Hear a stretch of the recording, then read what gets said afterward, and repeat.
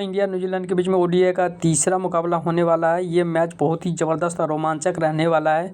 आपको दोस्तों ये समझना है कि इंडिया ये मैच 100% विन करने वाली है, क्योंकि ये मैच जो जीतेगी सीरीज विन करेगी, ठीक है ना। तो दोस्तों इंडिया का जीतना लगभग तय है, ठीक। अब दोस्तों आप लोग से एक छोटा सा रिक्वेस्ट है दोस्तों, जो लोग नए फॉलो कर लेना और यूट्यूब पे सब्सक्राइब करके और लाइक कर देना दोस्तों, ठीक है ना। समझो, बहुत ही अच्छे तरीके से समझाऊंगा। जो मैं बताऊंगा दोस्तों, हमेशा मैं आपको बताता हूँ कि पॉइंट टू पॉइंट की बात करता हूँ, ठीक है ना। जो होगा मैच में और जैसे होगा वही मैं आपको बताता हूँ, इसी हिसाब से आपको टीम लगाना है, ठीक है ना। समझो, देखो दोस्तों, आपको इस पिच का जो बिहेवियर है वो मैं आपको बता रहा हूँ, इस पिच पर होता क्या है।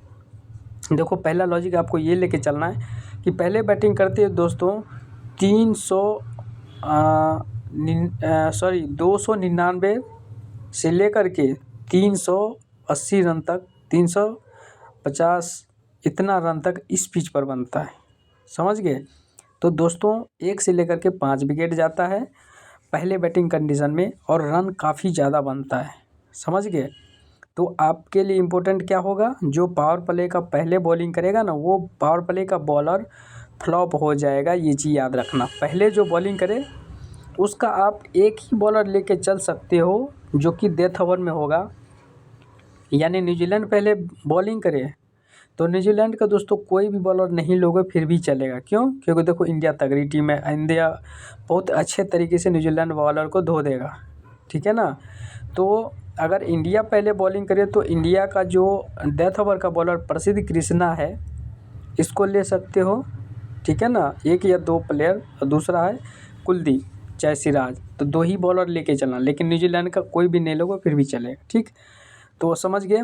पहले बैटिंग करते हैं दोस्तों 380-399 रन तक बनता है 50 ओवर में, और सेकेंड इनिंग में 280 पर जाते जाते सारा बैट्समैन फ्लॉप हो जाता है, यानी 10 का 10 विकेट जाता है, और सेकेंड इनिंग में लगभग जीतना बहुत ही मुश्किल होता है। तो अगर इंडिया पहले बैटिंग करे तो 100% विन करेगी और ज़्यादा रन बनेगा, ये चीज़ समझना। ज़्यादा नहीं, 1 से लेकर के 5 ही विकेट जाएगा, ज़्यादा से ज़्यादा, समझ गए। यानी 4-5 विकेट जाता है पहले बैटिंग कंडीशन में, सेकंड में सारा बैट्समैन फ्लॉप होता है रन के करीब जा करके, लेकिन जीत नहीं पाता है, समझ गए। ये चीज़ आपको सोचना है। लेकिन इंडिया अगर पहले बॉलिंग करे तो दोस्तों याद रखना कि हार भी सकती है इंडिया। लेकिन एक टीम में, 1-2 टीम में इस कंडीशन में आपको लेके चलना है, लेकिन सेकेंड इनिंग में जीत भी सकती है। तो इंडिया बहुत तगड़ी टीम है, ठीक है ना। तो मैं नहीं चाहता हूँ हारे। बाकी आपका क्या राय है कमेंट में ज़रूर बताना भाई। अब ये समझना आपको, इंडिया पहले बैटिंग करे इस कंडीशन में, देखो हमने क्या किया, लॉजिक समझो, लॉजिक बता रहा हूँ। देखो इंडिया पहले बैटिंग कंडीशन में हमने यहाँ से राहुल को लिया, ठीक। अब क्यों लिया आगे बताऊँगा, पहले समझो। ओपनिंग में रोहित शर्मा, गिल आएगा ना। तो दोस्तों बैटिंग के केस में गिल और रोहित 100% चलेगा, और कोहली, श्रेयस अय्यर, ठीक है ना। यहाँ पर दोस्तों मैं आपको बता दूं, एक टीम में श्रेयस अय्यर को हटाना है, या फिर गिल और रोहित तो फ्लॉप नहीं होगा, चलेगा। गिल फ्लॉप हो सकता है गलती से, चाहे विराट कोहली। तो मैं 2 प्लेयर को इंडिकेट कर रहा हूँ, पहला है कोहली, गिल, ये दोनों में से गलती से कोई आउट हो सकता है, ठीक है ना। तो आपको घबराना नहीं, एक प्लेयर को किसी एक टीम में ड्रॉप मार लेना, ठीक है ना। तो 3 से 4 बैट्समैन हमने लिया पहले बैटिंग कंडीशन में, और सबसे ज़्यादा जो हेड टू हेड रिकॉर्ड अच्छा है रोहित शर्मा का, इस पिच पर बहुत ही ज़बरदस्त रिकॉर्ड है दोस्तों। तो कैप्टन ज़रूर बना लेना इसको, ठीक। और गिल को मैंने इसलिए बनाया क्योंकि देखो दोस्तों, बहुत मैच से गिल का फॉर्म अच्छा नहीं है, शतक नहीं आया, तो हो सकता है इस मैच में शतक लगाए, इसलिए कैप्टन बनाया, ठीक है ना। अब हमने क्या किया, सेकेंड इनिंग में डेरिल मिचेल हमेशा से इंडिया को धोता है, मैंने आपको चिल्ला चिल्ला के दोनों मैच में बोला, अभी भी बोल रहा हूँ, ठीक है ना। तो डेरिल मिचेल का रिकॉर्ड ज़बरदस्त है भाइयों, इसको मत छोड़ना। डेरिल मिचेल और विलियन, ये 2 प्लेयर चलेगा। और सेकेंड इनिंग में जब बैट्समैन फ्लॉप होगा ना दोस्तों, तो मिडिल ऑर्डर का जो ऑलराउंडर है ना, ब्रेसवेल, ये इंपॉर्टेंट हो जाएगा।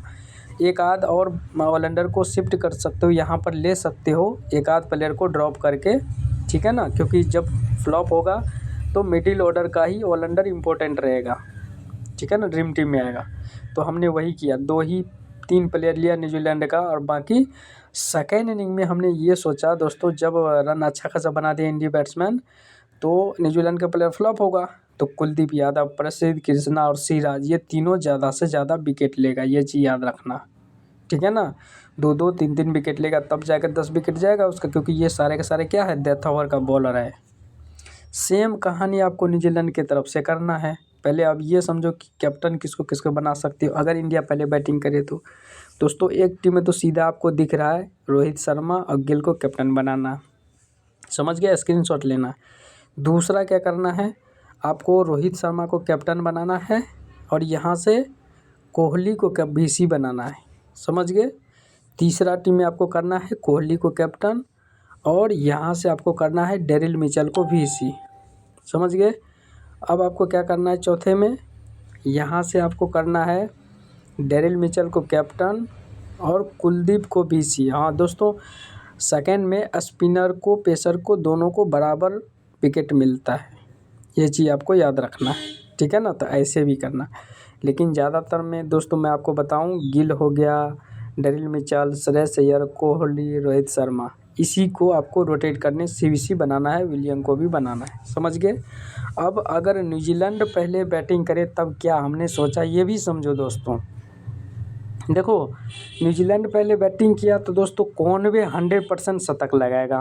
कॉनवे और डेरिल मिचेल, कॉनवे का फंडा ये है दोस्तों कि ये हमेशा पहले बैटिंग में चलता है, सेकंड में फ्लॉप हो जाता है।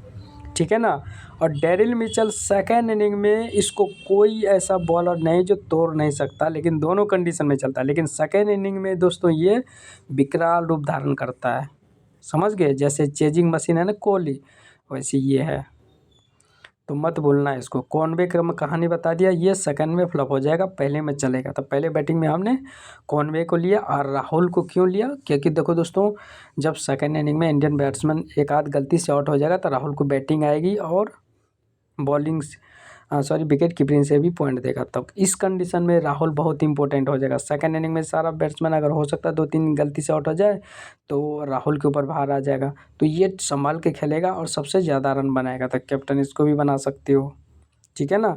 अब हमने क्या किया, देखो न्यूजीलैंड के पहले बैटिंग कंडीशन में Daryl Mitchell, Nicholas, Henry Nicholls और विलियम कॉनवे, ये 3 से 4 प्लेयर अच्छा खासा रन बनाएगा। और सेकंड इनिंग में गिल आउट हो जाएगा गलती से और श्रेयस अय्यर, कोहली, रोहित ये सब ड्रीम टीम में आएगा और श्रेयस अय्यर टिक कर खेलेगा, ठीक है ना। क्योंकि दोस्तों श्रेयस अय्यर चौथे या 5वें नंबर पे बैटिंग करेगा तो ये शतक लगा सकता है और डेरिल मिचेल पहले बैटिंग में अच्छा खासा रन बनाएगा। तो ये दोनों CVC के लिए सबसे बेस्ट रहेगा, समझ गए।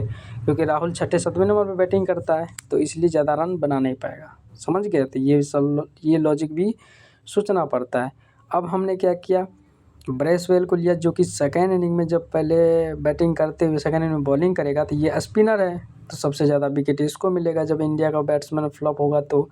और यहाँ से हमने काइल जेमिसन और यहाँ से फोकल को लिया, क्यों, क्योंकि देखो दोस्तों मैंने सेम कहानी बताया कि सेकेंड इनिंग में मारने के चक्कर में इन तीनों बॉलर को ज़्यादा से ज़्यादा विकेट मिलेगा, समझ गए।